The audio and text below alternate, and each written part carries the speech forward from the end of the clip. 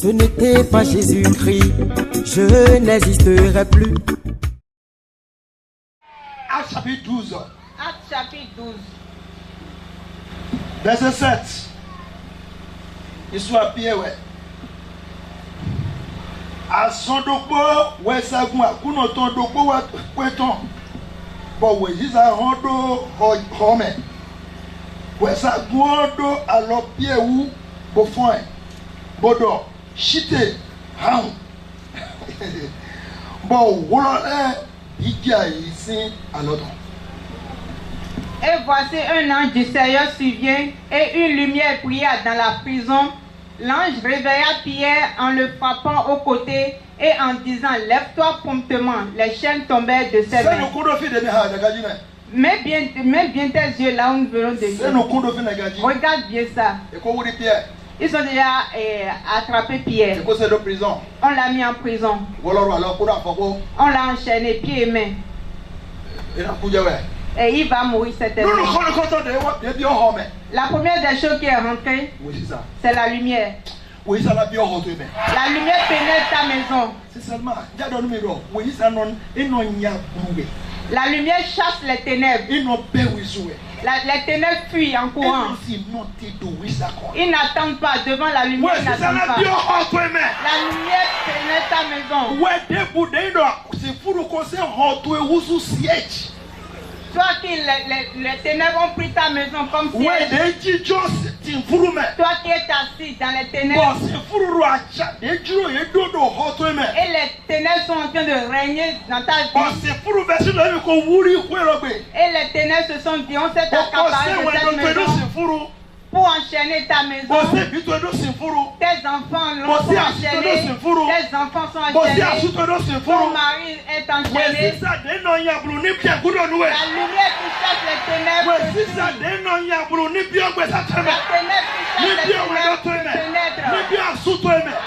chasse les ténèbres. Jésus est comme Vous comprenez? c'est fou bio Quand il y a la ténèbre dans une maison, il dit, j'ai déjà pris cette partie, cette maison. Oui, c'est ma partie, je peux régner. Je peux siéger. Oui, je les ai déjà tous encerclés. Ils sont tous dans une cage. Écoutez bien. Je vais vous montrer demain. L'une des choses que les ténèbres font, c'est t'attacher. Les ténèbres t'attachent. Il attache tes pieds et tes mains. Lorsque la lumière pénètre cette maison, l'ange a frappé Pierre et lui a dit, lève-toi promptement.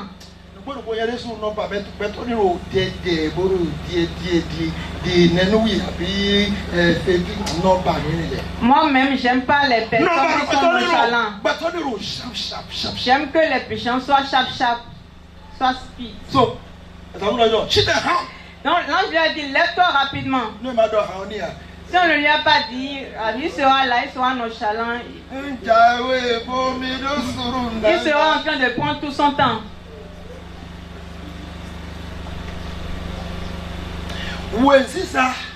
La lumière. Lève-toi promptement. La lumière qui fait lever.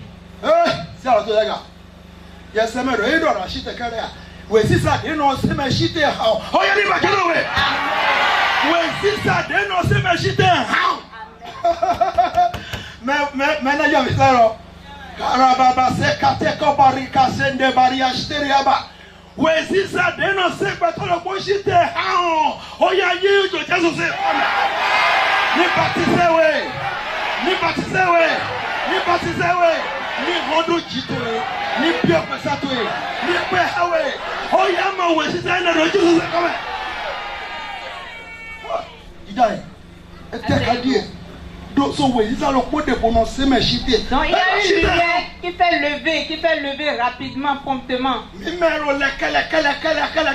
Nous qui sommes nonchalants, nous qui prenons tout notre temps. Prenons tout notre temps. Tes amis sont partis, ils sont devancés. Ils sont déjà devenus. Toi, tu es là, traîné.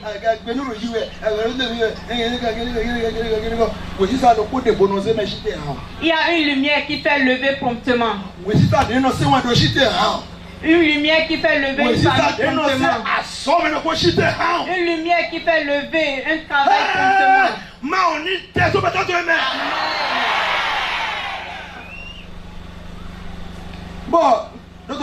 Écoutez-moi. Et il est dit que les chaînes sont tombées. Je prie.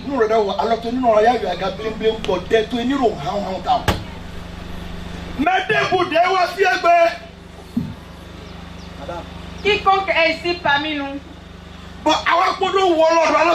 et que tu es venu ici enchaîné, tous ceux qui sont à Jérusalem et que tu es enchaîné, la lumière qui détruit les chaînes, la lumière qui pénètre ta vie et qui te dit,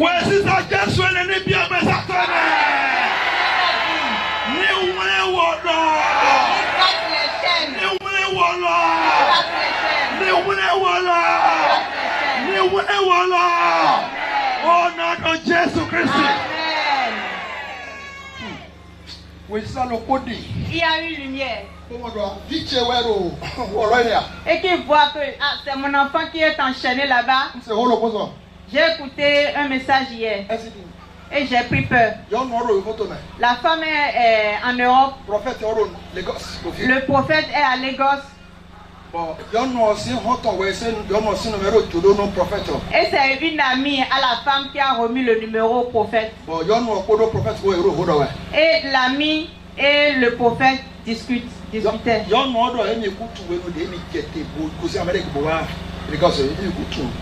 La femme dit qu'elle n'a pas su à quel moment elle a quitté l'Europe pour Lagos.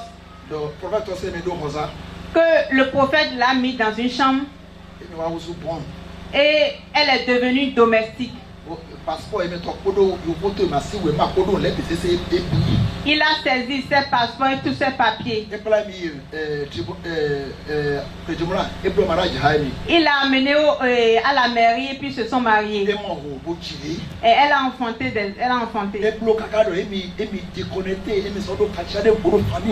Il a tout fait pour la déconnecter de ses membres de famille. Ses parents ne savent pas là où elle se trouvait. Et le monsieur s'est accaparé d'elle.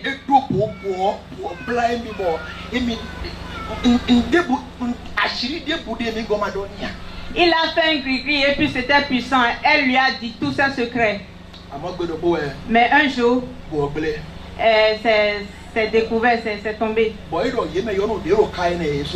Et les femmes qui étaient dans cette situation étaient nombreuses. Et quand elle était là, il y a certaines femmes, c'est sous ses yeux que ces femmes ont été tuées. Mais c'était un prophète. Il disait dans le message,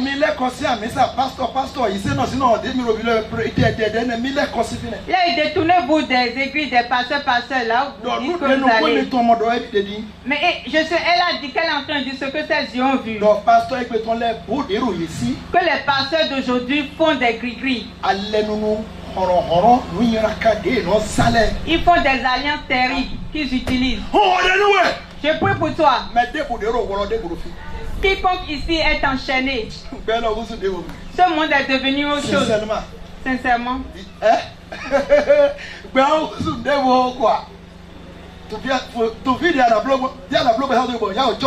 Je ne sais pas comment tu dois faire, mais il faut te préserver. Il y a prophète dans prophète. Il y a pasteur dans pasteur. Il y a évangéliste dans évangéliste. Il y a église dans église. Il y a prière dans prière. Il y a camp dans camp. Préserve-toi, sois éveillé sur ta vie. Il a dit qu'on l'a attaché. Elle ne pouvait aller nulle part. Elle a été licenciée là-bas. Sa famille l'a cherché partout. Lève la main. Je prie pour toi. Mais dès pour des de Walloro à l'automne. Quiconque est enchaîné ici, Abi Walloro à Fontaine. est enchaîné aux mains Et ou bien vous aux pieds, savez de Wallome. tu es déjà enchaîné, Popo Blawe. on t'a attaché. Oh ouais, c'est Blowe. Si c'est, on ne sait pas, c'est avec lui. Ouais, c'est ça. La lumière Deno wen woro. qui détruit les chaînes, De wen pieton. qui a détruit les chaînes Ni de wen woro prière. de lo to me. Ni wen woro de lo fo to me. Ni wen si pesa to. E wen si koluwe. E wen si asutoji. E wen si asutoji. E wen do vito elaki. Jésus Christ se come. We si sa dino si me shite ha oni se we shite. Se we shite. Ni se we shite. Ni se we shite. Ni se asuto shite. Asuto shite. Asuto shite. Asuto shite. Ni se we shite. Ni se we shite. Ni se we shite. Ni se we shite. Jésus Seigneur comme.